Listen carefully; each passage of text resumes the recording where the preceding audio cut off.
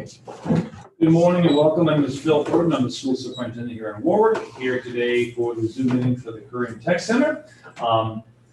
As you watch today's Zoom, you can send us questions live during the presentation. Down below in your link, you'll see a spot to click and put your question in. We'll answer them during the conversation today. So without any further ado, I'll turn things over to the CTC team to present some information, after which time we'll get to your questions. Thank you.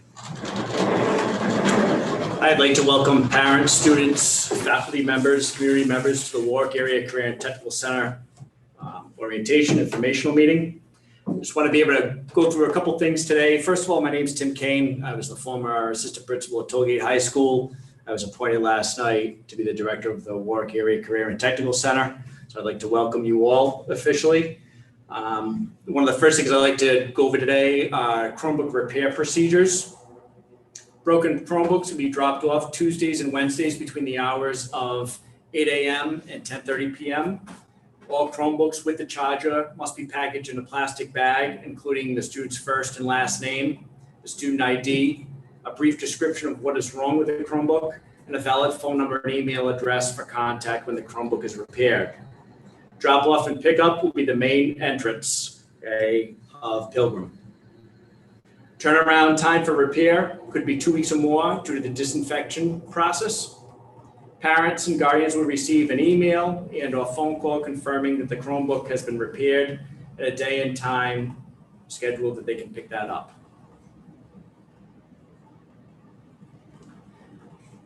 Schedules for September 14th and 15th. Teachers will be contacting students for a meet and greet discussion on Google Expectations on Monday, September 14th at the following times. From 7:24 to 10:02 will be level 2 and 3 students, and from 10:55 to 1:51 will be level 1 students. September 15th, 2020 will be the first day of in-person for students. The student schedule will be as follows: 7:24 to 10:02, level 2 and 3 students, 10:55 to 1:51, level 1 students. In-person instruction will take place Tuesday through Friday each week. Anytime learning will take place on Mondays. For students electing distance learning, teachers will contact for a meet and greet discussion regarding expectations on Monday, September 14th from 10:03 to 10:50.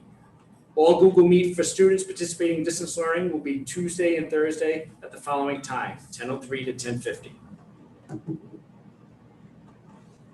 Google Meet expectations. Our expectation is that you join the Google Meet at the assigned time. The link will be posted in Google Classroom or Google Calendar, invitation and email. If you miss a class, you will be marked absent. The Google Meet times are class times. They count as part of your grade. You are responsible for the assigned work and materials. Be prepared to be on camera and ready to participate as you would normally during in-person learning. Please be appropriate at all times. Be respectful and school appropriate in your comments, gestures, and anything that can be seen in your video image. Be dressed as you would for school. No PJs, etc. During the meeting, you should be at a desk or a table, not in bed.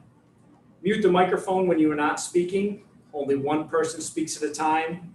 Wear headphones if you have them, and this will help reduce background noise. Students are expected to be present at all Google Meets. Material distribution day. Materials will be distributed in class on the first day, Tuesday, September 15th. There will be social emotional supports built in. The school will have a student support team. It meets weekly to provide support to teachers and students. It monitors students' social emotional needs using teacher, parent, student input. It will screen and monitor using student check-in surveys. And it will communicate with parents and guardians regarding possible interventions or resources if needed. It'll focus on building strong connections and relationships. Attention to creating engaging learning spaces that are safe and trusting.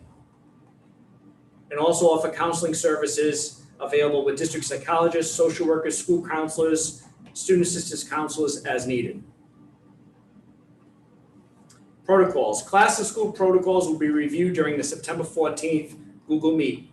Parents and guardians are responsible for screening your child for COVID-19 symptoms prior to leaving the home early in the morning. Faculty and staff will monitor students for symptoms if they enter the school and throughout the day. All classes will maintain stable pods throughout the day. Students arriving late will report to the main office lobby. Transportation. Bus schedules are posted on the district website. Buses are scheduled for the morning arrival and departure and the afternoon arrival and departure for Warwick students. Breakfast and lunch. All students will be provided with a free breakfast snack and lunch daily. Now I'd like to open this up for questions. Okay, so we have a few questions that have come in, and just a reminder to folks that are listening live, at the bottom of the YouTube video, there's a description, and in the description is a hyperlink that will send you to a form that you can fill out and submit your questions, and I've seen a number of folks doing that already. So here we go. So one question that popped up too is the transportation bit. We just talked a little bit about it. And this is for our CTC students, for people whose parents cannot take them to school. That's the transportation that they can access. Correct.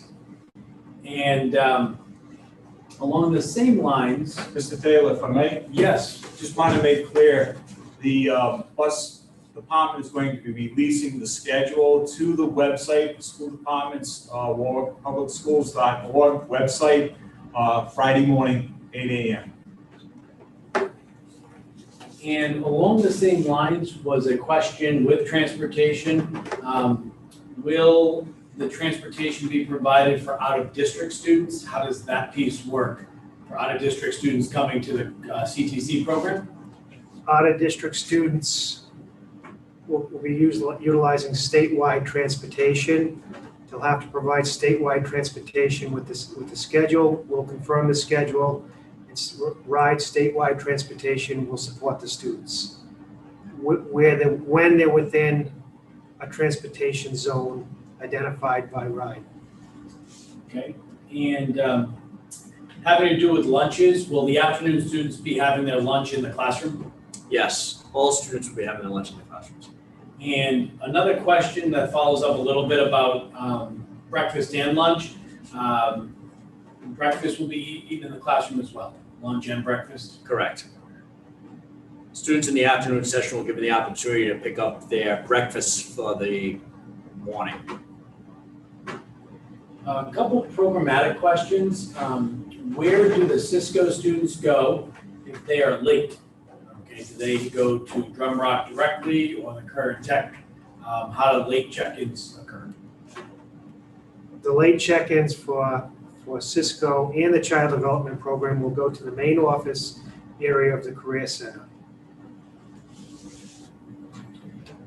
And there was another question on CTC programs that encompassed a little bit of that check-in piece, but kind of expands it to, are there any programs that students are in at the CTC moving to other locations? Specifically, the student here writes child development, health occupation, Cisco. Where are those programs going to be? They've heard out there the child development, health occupations are moving from Drum Rock, but Cisco is staying there. Is that the case? 3 programs are moving. The Child Development Program is staying at the annex at Drum Rock. They'll be relocating within that building next to the Cisco room.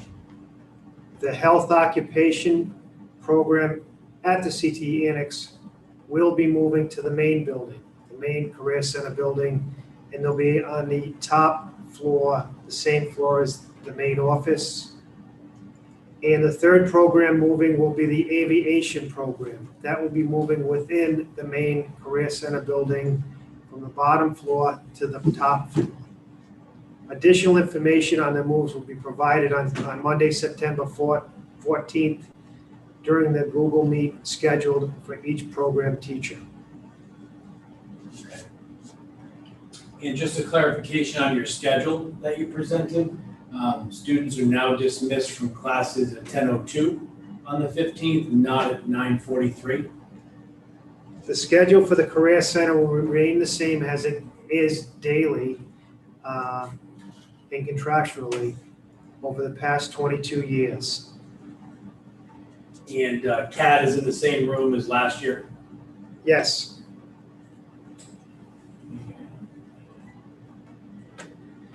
Levels. We have a couple questions about levels. How do parents know which level their child is in? What level are freshmen in general? And where can they find level 1, 2, or 3? Where's that information? How do they know? parents should have access to the child's schedule through Aspen.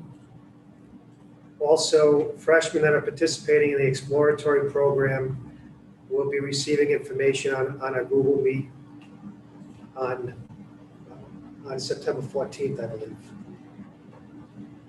And then just to clear up location a little bit, because we've heard a lot in the community about VETS is opening up, and then we hear the Career Center's opening up. The question is, what facility are the CTC students using? And it's their CTC facility, except for those programs at Drum Rock that you mentioned. Yes. And VETS is not being used for Career Tech. No, and it hasn't been for some time. And I know it was up on a slide, what time the student should be at the Career Tech Center for class. Well, what times are those again? We can go back to that. The class starts at approximately 7:24. The buses will be arriving at the school in a staggered pattern. Students will be reporting directly to their classrooms. And the Marine Trades Program, The Marine Trades Program isn't going anywhere. We'll maintain in the current location. And they'll have access to the room from the exterior, directly to the room. and a question still programmatically is, will the construction and electrical groups still be going on site for jobs to learn? Or will taking that blue bus they referred to in the question, or how will that be handled? Initially, both programs will start the year reviewing safety training, following OSHA regulations to make sure that all the students are familiar with all the safety hazards that exist within the shop and within the work environment. Then from there, we will have our department chair, career and technical education, go out and evaluate any potential sites that may be available to our students to make sure that they're safe and that we can maintain a safe environment for our students. And you kind of segued nicely right into a couple of questions about safety that have popped up a little bit. Are kids required to wear masks full-time? Warwick School Committee has adopted a policy that all students in person have to wear masks in the current environment. And can you talk a little bit too about how the pods will work at the Career and Tech Center, and as well as any sanitation protocols and procedures that will be in place? But they're really honing in on that term that we've heard so much about these small groups and pods. Sure. So we're making every effort. The Career Center by program, each program is going to be its own stable pod. We're making every effort that in common areas such as lavatories, we have assigned times where students can use the bathroom. In the event that the exceptions need to be made in those situations, administration and the nursing staff will also be aware, okay, and will facilitate that. So every effort is being made to keep students within their stable pods right down to where they enter and exit the building.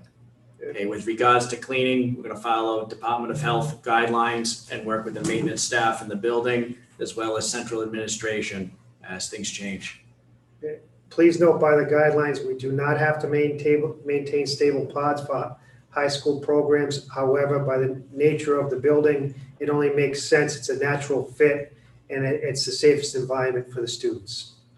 And then it's still along the lines of health, as parents are working with their children each day to send them to school, not send them to school based on any symptoms that they have. The question is, what about the allergy season? And if a child has allergies and does take over-the-counter allergy medication, but therefore has the watery eyes and sneezing that we see maybe in some of the symptoms, for COVID? How should that be addressed or handled? We are asking the parents to evaluate the COVID symptoms at home prior to sending the student to school. Also will be evaluated by the teachers upon arrival and throughout the school day. Nurse. 2 nurses will be available on each floor to assess situations as well. Thank you. And so to follow up on the mask, just as you were answering that, a follow-up popped up, is what's the protocol should a student just flat out refuse to wear their mask? If a student refuses to lose their mask, the school committee has prioritized this in the effort to make the environment safe for everybody. So we will provide a distance learning schedule opportunity for that student. And speaking of distance learning, students that are going to be doing distance learning, is their material distribution the same as was mentioned earlier for material distribution? Currently, we have 5 students that have elected to participate in distance learning. So times will be scheduled for those 5 students separately. In the event that we have a huge increase in the numbers, we'll have a set day and time set aside for the students to pick up materials.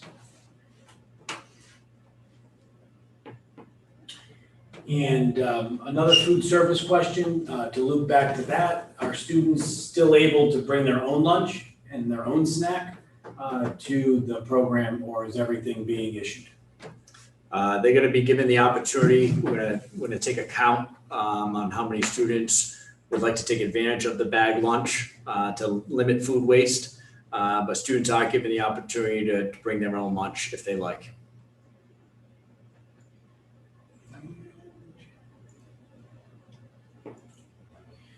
So there is a little bit of a question about navigating between the distance learning of the classes they're taking through, say, Tollgate, and then the career and tech program that they're going to either in the morning or afternoon. Does signing in present for one count as present for both?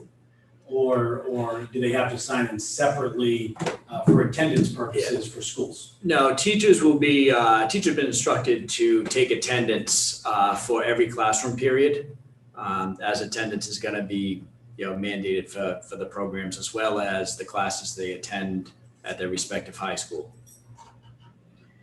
And along the same lines as that, when should students who take a bus to the CTC for level 1 leave for the bus stop, especially if they have a Google Meet that's scheduled sounds like pretty tight up against that time? Like, is there a gap, between their last Google Meet and when they need to get to the bus stop? Or will that be infringing upon their Google Meet for students? There should be enough time for the level 1 students to finish their morning Google Meet and arrive at the bus stop so they don't miss the bus.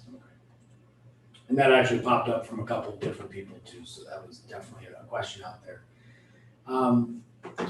Parents that are dropping students off and picking them up, where is drop off and pick up at the school? In front of the school near the main entrance, the students will have access to either walking in the front door or walking down directly into the particular program. But drop off should be in front of the main door at the school, and people will direct them where to go from that point.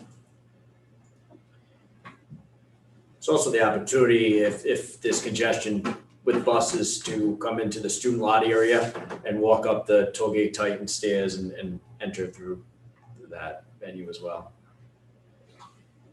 And we have a question that popped up a couple times that which I can certainly answer is changing of addresses, right? If you need to change your address in Aspen, you can contact either the school to change your address or central registration here to change your address. They'll be able to facilitate that for you. We know that that's important as you look at bus routes and being counted correctly into those numbers.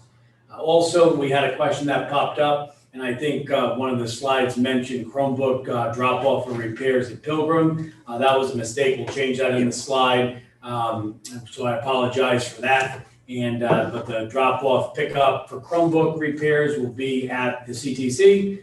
And our technicians there are great. They're going to work fast to get that Chromebook back into your hands. I know they've helped a number of you already in servicing your devices over the summer. So thank you for working with us on that. What's our procedure if someone in a class tests positive for COVID? We won't be conducting any tests within a classroom. So obviously, a test would take place outside the school. There'd be a reporting mechanism, and from there, guidance would be provided by the health professional within the building, the school nurse. It would follow the appropriate protocols established by the school nurse.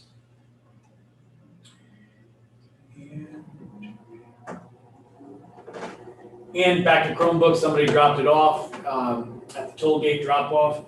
And when will they get it back? Either they're, and I don't know how long ago that was, either they're still working on fixing your Chromebook or it's fixed and they just need to get it back into your hands. So you can follow up with the school and they'll work with our technician there and they'll be able to put their hands on that device for you. Typically, the technician will send out an email. They've been pretty good. I've witnessed a lot of parents coming to the school to pick them up. So you should receive some type of notification as well. And is the bus schedule already posted or will that be posted at some point? Friday morning, 8 a.m. is when it's going to be released. And along the same lines as the question that popped up about job sites, same with the health and occupation students. They can't certainly go to nursing homes, but how will they be able to get their CNA license? I guess is that something they work towards? How will that be worked out? They'll work on completing their in-class instructional hours the first semester. Second semester, we're waiting for additional guidance from the Department of Health, where it's not just impacting our school, it's impacting other schools that offer the same program.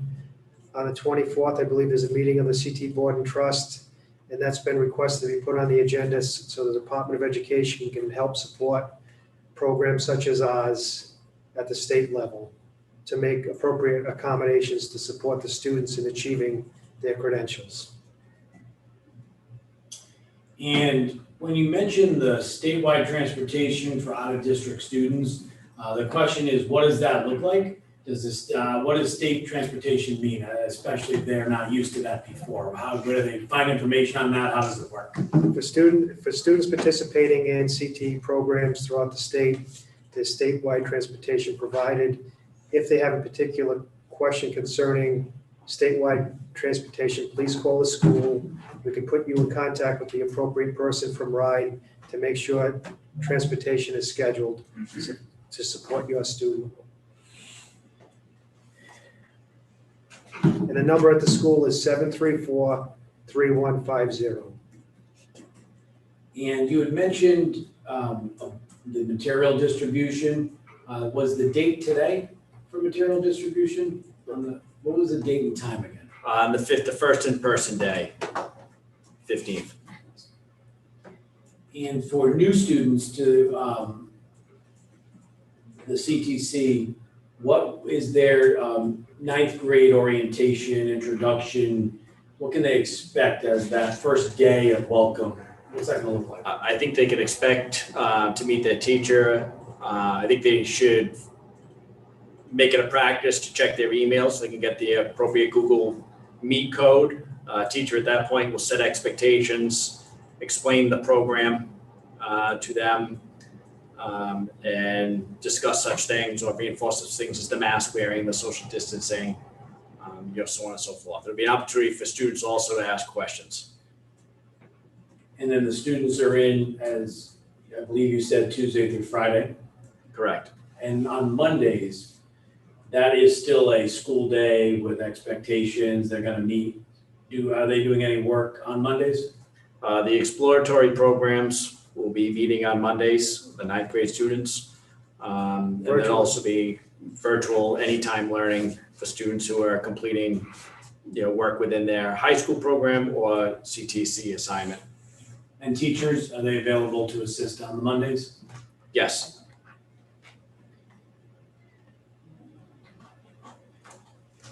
There was a question having to do with cosmetology and just what we've heard about reopening salons and blow dryers and stuff like that as it relates to COVID.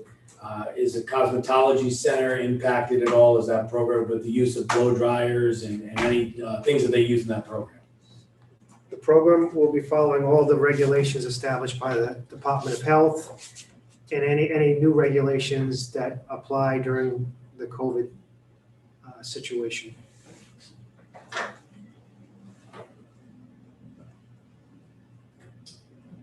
And on the other side of the house, so in addition to their career classes at the CTC, how does their normal high school classes work? It's obviously on the other part of that day, but for information on that, should they consult the school video, or how would you advise folks getting more information on the other information? 311 of the students that attend the Career Center also attend Tollgate High School. A presentation for Tollgate High School took place last week, and I believe it's posted on the Tollgate website. So there's a YouTube reopening meeting for the Tollgate students. The West Warwick students will want to, the 97 West Warwick students will want to be in contact with West Warwick High School, and any homeschool students that we have, we'll make sure we're directly in contact with them as well. And if they are coming into school doing in-person learning, is there a requirement out there to be tested for COVID before entering the school? Or they're just able to come until their symptoms that are obviously shown? Yeah, no, there's no formal testing that's required to come and go out of the Career Center. We're just asking people to use the best judgment based upon what they know about their child, the health symptoms that they may or may not be experiencing. And if a student is sick and you're unsure, keep them home. And besides masks, are there any other safety supplies that students should be bringing? Hand sanitizers, questioned, any wipes or anything that they should bring in addition to a mask? I think mask wearing and social distancing, from everything we know, are the two things that are recommended the most. Certainly, students, even pre-COVID, would bring hand sanitizer with them. Every effort will be made at the building level to clean and sanitize surfaces that are touched by numerous students. And when you mentioned that there are some students that are completing their CTC programs at home virtually, what is the procedure if they are doing that? Is that any different than what you laid out today? And if they want to do that, maybe after today they've heard that, what's the procedure or process to request that? To request distance learning at the Career Center, please contact the school, the career counselor, Mrs. Horahan, 734-3150, and say that you're interested in distance learning for the career and technical piece only. And we're asking that it's parents versus a student making that request as well. So we make sure that the parent is on board, and at which point we also have to discuss distance learning be provided, but there are certification requirements for programs too. So we want to explain all of that. And along that same question, is there any special materials or things that students would need if they did opt for virtual learning at home that normally they would get in the live and in-person program? Any materials or resources that may be needed at home will be discussed once distance learning is established based upon the lesson that the teacher is establishing for the students. And back to our level 1 students, they're in class for periods 4 through 7. Is that accurate? Yeah, correct. And there will be a phys ed day that's worked in on Wednesdays. And what was the number again? It was a small number of students that had opted for virtual learning. I believe it's approximately 5 as of last Friday, And that's 5 people, not percent. 5 students, yes. And you mentioned stable pods are not required in high school scheduling, but through the nature of the program, you're able to generate those pod systems. Approximately how many kids are in each of those pods? I think it's dependent upon the program. Each program has a set roster of students. There are, smaller programs at the Warwick Area Career and Technical Center, as well as programs that, are a little bit larger than that.